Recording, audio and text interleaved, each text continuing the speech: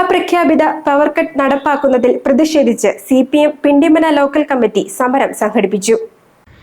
UDF സർക്കാർ നിരന്തരമായി വൈദ്യുതി മുടക്കി ജനജീവിതം ദുസ്സഹമാക്കുന്നുവെന്ന് ആരോപിച്ചുള്ള സമരത്തിന്റെ ഭാഗമായാണ് പിണ്ടിമന ലോക്കൽ കമ്മിറ്റി മെഴുകുതിരി തെളിയിച്ച് സമരം സംഘടിപ്പിച്ചത്. ചേലാട്ടിലാണ് സമരം നടത്തിയത്.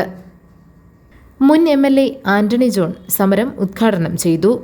അപ്പോൾ എല്ലാ കാലത്തും ഇത്തരം പ്രതിസന്ധിയെയൊക്കെ അതിജീവിച്ചത് വളരെ മുൻകൂട്ടി, ഇപ്പോൾ മെയ് മാസത്തിൽ തന്നെ അല്ലെങ്കിൽ അതിന് മുന്നേ തന്നെ ഇതിനാവശ്യമായ ഒരു ക്രമീകരണം കേരളത്തിൽ നടത്തേണ്ടിയിരുന്നു.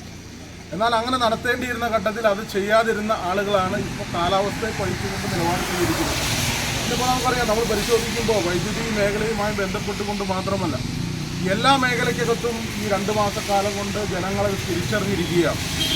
ഇവിടെ നമ്മൾ കാണേണ്ടത് ഈ ഇടതുപക്ഷ ഗവൺമെൻറ്റിന് താഴെ എടുക്കുന്നതിന് വേണ്ടി വളരെ വാശിയോടുകൂടി രാവിലെ തന്നെ പോളിംഗ് ബൂത്തിലേക്ക് പോയി വോട്ട് ചെയ്ത ആളുകളൊക്കെ ഇത് പറയുകയാണ്. ഇതിലും ഭേദം ഇടതുപക്ഷ ഗവൺമെൻറ് ആയിരുന്നു എന്നുള്ളത് അവരുടെ ജീവിതാനുഭവത്തിൽ നിന്നും പറയുകയാണ്.